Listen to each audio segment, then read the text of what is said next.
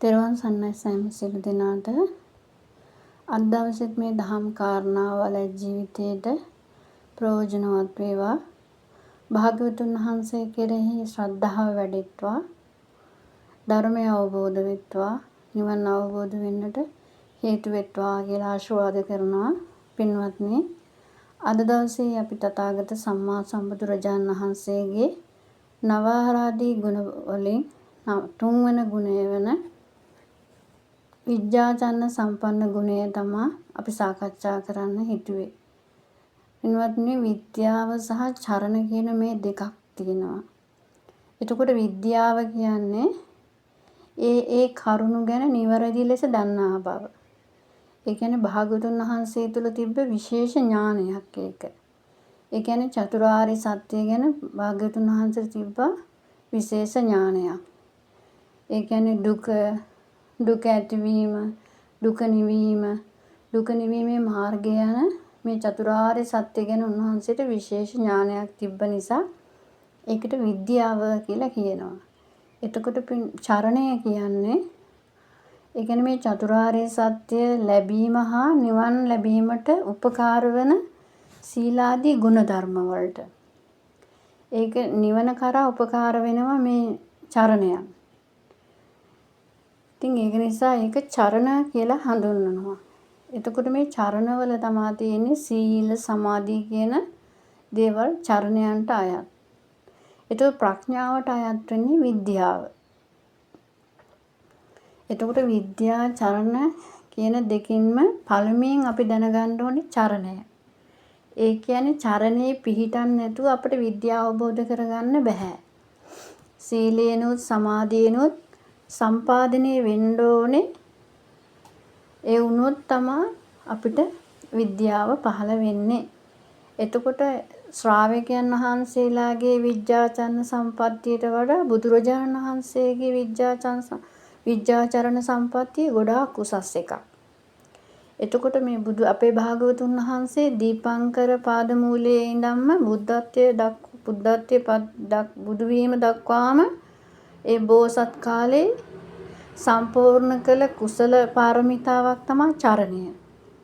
විද්‍යාවත් එහෙම්ම තමයි. විද්‍යාව පහළ වෙන්නේ බුදුරජාණන් වහන්සේ බුද්ධත්වයට පත් වෙලා ඇස් ඉස්මස් ලේනහර බිඳිලා ගියත් මා නැගිටින්නේ නැහැ කියන අදිෂ්ඨාන පාරමිතාවත් එක්ක තමයි විද්‍යාව ගැන බුදුරජාණන් වහන්සේ විමසන්න පටන් ගන්නෙ. එතකොට මේ ආර්ය විද්‍යාව ලබන්නේ නැතුව කාමාදී ක්ලේශයන් පහණය කරගෙන නිවනට යන්න බෑ. ඒකයි අපි තාමත් සංසාරේ අතරමං වෙලා ඉන්නේ. ඒකයි අපි තාමත් ඉපදිමින් මැරෙමින් මේ කෙලෙස් අභිනන්දනය කර කෙලෙස් පිරිහීගෙන අපි ජීවිතයේ එක එක භවයන් වලට යමින් අපි මේ ජීවිතය ගත කරන්නේ. එතකොට මේ චරණ සම්පක්ෂයට අයත් වන පාරමිතාව නම් සීල සමාධි භාවනා කියන මේ තුනයි. එතකොට විද්‍යා පක්ෂයට අයත් වන්නේ ස්කන්ධ ධර්මයන් හොඳට ඉගෙන ගන්න ඕනේ. ඒවා විදර්ශනා කරන්න ඕනේ. ඒ කියන්නේ රූපස්කන්ධය, වේදනාස්කන්ධය, සංඥාස්කන්ධය, සංකාරස්කන්ධය, විඥානස්කන්ධය කියන මේ ස්කන්ධ ටික හොඳට විදර්ශනා කරලා කඩලා බලලා බෙදලා භාජනය කරලා බල විදර්ශනා කරන්න ඕනේ. ඒකට විද්‍යාව කියලා කියනවා.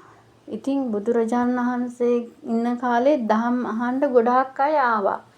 හැබැයි ඒ හැමෝටම ධර්මය අවබෝධ වුණේ නැහැ. ඒ අය තාමත් සංසාරේ අතරමං වෙලා ඉන්නවා. හේතුව තමයි අර විද්‍යා බීජේ අපි සංසාරේ ඉඳන් වපුරගෙන එන්න ඕනේ. ඒ වපුරගෙන ආවට පස්සේ තමයි ඵලයටපත් වෙන නිවන්නටපත් වෙන කාලයේදී ඒ වපුරපු බීජේ ඵල හටගන්නේ. ඉතින් මාර්ගඵල ලැබුණ නැත්තේ ඒ බීජ සංසාරේ පුරාවටම වපුරපු නැති නිසා. අපි සංසාර පුරාවටම මේ බීජය වපුරලා නැති නිසා අපි තාමත් ඵලයටපත් වෙලා නැහැ. ඒ වගේම තමයි අම්බට්ට සූත්‍රයේ බුදුරජාණන් වහන්සේගේ දස බල ඥාන ගැන දේශනා කරලා තියෙනවා. එතකොට මේ දස බල ඥාන ලැබෙන්නේ ඒවා අයත් වෙන්නේ මේ විඥාචරණ සම්පන්න ගුණයට. බුදුරජාණන් වහන්සේගේ දස බල ඥාන වලින් තියෙනවා 8 වෙනි ඥානයයි 9 වෙනි ඥානයයි 10 වෙනි ඥානයයි.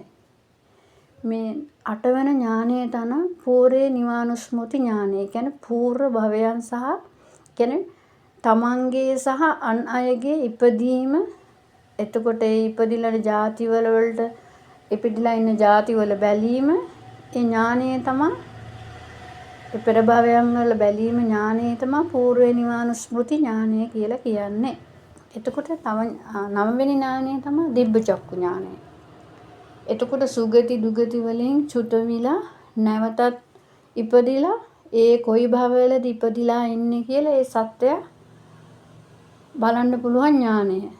ඒව අනිත් මේ 10 වෙනි එක තමයි අරහන් මාර්ග ඥානය. එහෙම නැත්නම් ආසවක්ඛේ ඥානය. එහෙම නැත්නම් ආශ්‍රව ශ්‍රය කිරීමේ ඥානය කියන මේ ඥානයන්ට. ඒතර මේ ඥානය ආශ්‍රව ශ්‍රය කරන්න පුළුවන් දුක සමුදය, දුක්ඛ නිරෝධය, දුක්ඛ නිරෝධ ගාමිනී පටිපදා කියන මේ චතුරාර්ය සත්‍ය තත් පරිද්දින්. ඒ කියන්නේ හොත්තටම දැනගන්න ඕනේ. ඒ දැනගත්තට පස්සේ තමයි මේ කාමයන් මේ ආශ්‍රය කර කර අභිනන්දනය කර කර ඉන්න ඒවල් ප්‍රහාණය කරලා ඒවා නැති කරලා ඒව නැති කරලා නිවන් අවබෝධ කරගන්න පුළුවන් වෙන්නේ මේ ඥානය නිසා. ඉතින් භාග්‍යවතුන් වහන්සේට මේ ඥානය පහළ වුණා. ඒ වගේම තමයි ඔයාලා අහලා තියෙනවා. ඔයාලා දන්නවා ගොඩාක් හැමදෙනාම දන්න කතාවක් තමයි චුල්ලපන්තක තෙරුන් වහන්සේ.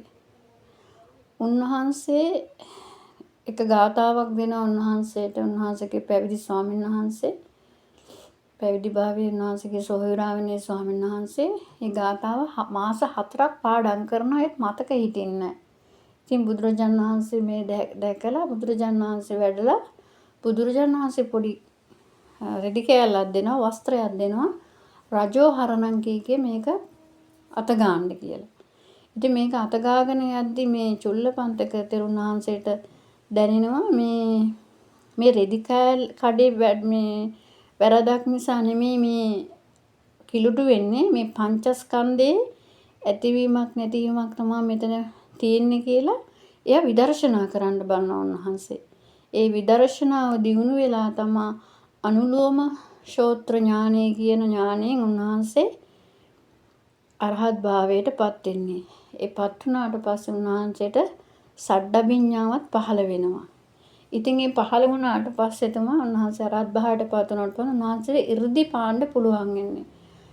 ඉතින් උන්වහන්සේගේ 이르දි පෑමෙන් තමයි උන්වහන්සේගේ වගේ ස්වරූප තියෙන 1000ක් දෙනෙක් ඒ ආරාමේ ඉන්නවා කියලා අර සේවකයාට පේන්න පටන් ගන්නවා. ඒ වගේම තමයි මුගලන් මහරහතන් වහන්සේට උන්වහන්සේට මේ 이르දිපාද පාන්න පුළුවන් ඥාන තිබ්බා. ඒ ඥානෙ තියෙන නිසා උන්වහන්සේ ගොඩාක් 이르දි පාලා තියෙනවා. දවසක් භාග්‍යවතුන් වහන්සේ වඩිනවා තව දිව්‍ය ලෝකෙට. වැඩලා අභිධර්මයේ දේශනා කරන්න ගිහින් 3 මාසයක් ගත වුණා ලං වෙද්දි බුදුරජාණන් වහන්සේගේ ශ්‍රාවක ගිහි පිරිස ඇවිල්ලා බුදුරජාණන් වහන්සේ කවදද නැවතත් වඩින්නේ කියලා අහද්දී මුගලන් මහරහතන් වහන්සේ මහ පොළොවෙන් මහා මේරු පර්වතය ළඟට ගිහිලා එතනින් දිව්‍ය ලෝකෙට ගිහිල්ලා බුදුරජාණන් වහන්සේ මුණ ගැසිලා වන්දනාමාන කරලා මේ කාරණාව සැලකරලා නැවත පැමිණෙන දිනේ දැනගෙන නැවතත් මහ පොළොවට වඩිනවා. මේ මේ වඩින එකයි නැවතත් මහ පොළොවට දිව්‍ය ලෝකෙට වඩින එකයි නැවතත් මහ පොළොවට වඩින එකයි දෙකම මේ පහළ ඉන්න සියලුම ජනයන්ට පෙන්වන්න සලස්වනවා. ඉතින් ඒ උන්වහන්සේට ඥාන පහළ වෙච්ච නිසා තමයි උන්වහන්සේ ඒ 이르දි පෑවේ. ඒ වගේම තමයි අපේ ලංකාවේ හිටිය තරංගලවාසී ධම්මදින්න කියලා තෙරුන් වහන්සේ කෙනෙක්. උන්වහන්සේ තිස්ස මහාරාමේ තමයි වැඩ හිටියේ. උන්වහන්සේ එක දවසක අපන්නක සූත්‍රයේ ධර්ම දේශනා කරද්දී උන්වහන්සේ වටාපත අරගෙන මහ පොළොවට හරවලා නිරේ පෙන්නනවා. වටාපතරන් අහසට හරවලා දිව්‍ය ලෝකෙ පෙන්නනවා. ඒ වගේම තමයි අප භාග්‍යවතුන් වහන්සේ යසකුල පුත්‍රයා පැවිදි කරාට පස්සේ එයාගේ පියතුමා හොයාගෙන එනවනේ. එද්දි අර යසකුල පුත්‍රයා නොපෙනෙන්න සලස්වන්නේ ඒ 이르දි බලෙන්. ඒ වගේ විවිධ 이르දි බල බුදුරජාණන් වහන්සේ ඇතුළේ ශ්‍රාවකයන් වහන්සේලා භාවිතා කරා. ඉතින් සමහර අයට මේ දේවල් ඇහෙද්දි හාස්‍යයට ලක් කරනවා ධර්මයේ ගැන. මේවා බොරු කටකතා, මේවා නිකන් හිත මනාපට ලියපුවා දේවල් කියලා. නමුත් ඔයාලා හොඳට කල්පනා කරලා බලන්න අද කාලේ ග්‍රහලෝක හඳ තාරකා වලට යන්න පුළුවන් මෙවලම් හදලා තියෙනවා. මේ මෙවලම් හැදුවේ ඉබේ හැදුන්නේ නැහැ. මේ මෙවලම් හදන්න යම්කිසි කෙනෙකුට සිතක් පහළ වුණා. ඒ සිත පහළ වෙච්ච නිසා තමයි මේ මෙවලම් තාක්ෂණයත් විද්‍යාවත් දියුණු කරලා මේ මෙවලම් හදලා අද ඒ වගේ හඳ තාරකා වලට යන්න ඒව තරණය කරන්න පුළුවන් උනේ. එහෙනම් ඒකේ ප්‍රධාන හේතුව තමයි සිතුවිල්ල. සිතුවිල්ලේ හේතුව සිතුවිල්ල තමයි නිර්මාණයකටපත් වෙලා මෙවලම් හැදුවේ. ඉතින් බුදුරජාණන් වහන්සේ කාලෙත් සිත දියුණු කරගත්ත නිසා මෙවලම් හැදුවේ නෑ. සිතත් දියුණු කරගෙන නිසා ගතත් එක්ක දිව්‍ය ලෝක වලට, ග්‍රහ ලෝක වලට, නිරයට හැමතැනටම යන්න පුළුවන් වුණා බුදුරජාණන් වහන්සේ ඇතුළු ශ්‍රාවකයන් වහන්සේලාට. එහෙනම් අපිට හොඳටම පේනවා මේ විද්‍යාචරණ සම්පන්න ගුණය නිසා බොහෝ දේවල් එදා කාලේ භාග්‍යවතුන් වහන්සේ ඇතුළු ශ්‍රාවකයන් වහන්සේලා දියුණු කරගත්ත විදිය. අපි අද කාලේ පාවිච්චි කරන අපි හැම කෙනාගේම අතේ තියෙන මේ මෙවලමක් තමයි මේ දුරකථනය. එතකොට මේ දුරකථනයේ පළමුවෙනි නිර්මාතෘවරයාට සිතවිල්ලක් තමයි පහළ වුණේ මේ වගේ දුරකථනයක් හදන්න ඕනේ කියලා. ඒ හදපු මේ පහළ වෙච්ච සිතුවිල්ල නිසා එයා ඒක නිර්මාණයකටපත් කරගෙන නිර්මාණයක් කරලා එමෙවලම් පාවිච්චි කරලා දුරකථනයක් හදලා තියෙනවා. එහෙනම් අද කාලේ බුදුරජාණන් වහන්සේට දෝෂාරෝපණය මේ ධර්මයට දෝෂාරෝපණය කරන මහා සංඝරත්නය දෝෂාරෝපණය කරන අයට ඇස් ඉදිරි පිටම පේන්න තියෙනවා බුදුරජාණන් වහන්සේගේ ඥානෙ කොයිතරම් දියුණුද කියලා. ඒ වගේම තමයි බුදුරජාණන් වහන්සේගේ චරණ ධර්ම 15ක් තියෙනවා. ඒ චරණ ධර්ම 15 ඇතුළත තියෙනවා පාතිමෝක්ඛ සංවර සීලය, ඉන්ද්‍රිය සංවර සීලය, භෝජනේ පමන දන වැළඳීම, ජගරියානු යෝගය, ශ්‍රද්ධාව, හිරිය, ඔතප්පය, බහුශ්‍රත භාවය, වීරිය, ස්මෘතිය, ප්‍රඥාව, ප්‍රථම ධානය, ဒုတိ ය ධානය, තතිය ධානය, චතුර්ථ ධානය කියන මේ චරණ ධර්මයන් 15ක්. මේ ගිහි කෙනාටත් මේකේ හැසිරෙන්න පුළුවන්. කොහොමද මේ පාතිමෝක්ෂ සංවරයේ තියෙන්නේ පැවිදි උතුමන් වහන්සේලාට. නමුත් ගිහි උදවියන්ට පුළුවන් මේක දස සීලය, අට සීලය, පංච සීලය, ඒ සීලය රැකමින් චරණයේ හැසිරෙමින් භාග්‍යවතුන් වහන්සේ දේශනා කරපු ඒ නිවන් මාර්ගය ප්‍රගුණ කරගන්න. එතකොට මේ චරණයයි විද්‍යාවයි දෙක හැප්පෙන තැනම තමයි නිර්වාණය අවබෝධ කරගන්න පුළුවන්. මේ දෙක හැම වෙලෙම එකට තියෙන්න ඕනේ. මේ දෙක එක සමානව තිබ්බොත් තමයි නිවන් කරා යන්න පුළුවන්. බුදුරජාණන් වහන්සේ මේ විද්‍යාචරණ සම්පන්න ගුණයෙන් ගමන් කරාට උන්වහන්සේ කවදාකවත් අපරාධ කරලා නැහැ. එතකොට උන්වහන්සේ වාසය කරේ හැම මොහොතකම සිහියෙන්. ඒ වගේම තමයි බුදුරජාණන් වහන්සේ ධර්මයේ නිසා ධර්මයේ ඉක්මලා ගියේ නැහැ. ඒ වගේම බුදුරජාණන් වහන්සේ මුලාවටපත් වෙලා නැහැ. ඉතින් අපටත් පුළුවන් මේ බුදුරජාණන් වහන්සේගේ විද්‍යාචරණ සම්පන්න ගුණය අවබෝධ කරගෙන අධ්‍යයනය කරන විදර්ශනා වඩමින් නිවන් අවබෝධ කරගන්න. අර බොහෝ දෙනෙක් බුදුරජාණන් වහන්සේගේ ගුණ සජ්ජායනා කරනවා විතරයි ඒවෙන් ප්‍රයෝජනය ගන්න නැහැ.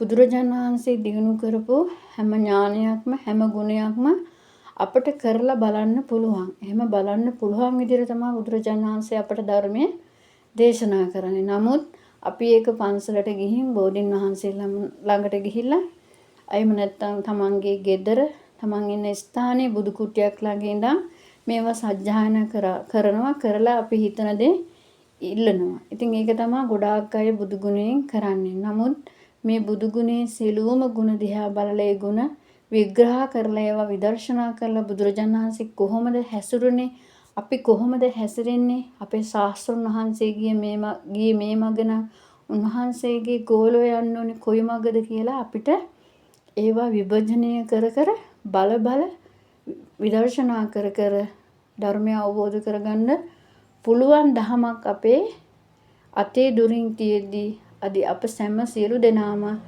ඒ සියල්ල අමතක කරලා කෙලෙස් හකඟේ අතරමං වෙලා ඉන්නවා. ඉතින් ඔයාලා සෑම සියලු දෙනාට අප භාග්‍යතුන් වහන්සේගේ විජ්ජා චරණ සම්පන්න ගුණයෙන් යහපතක් වේවා, ප්‍රයෝජනයක් වේවා, නිවන් කරා යන්නට අත්වැලක් වේවා කියලා ආශිර්වාද කරනවා. තෙරුවන් සරණයි.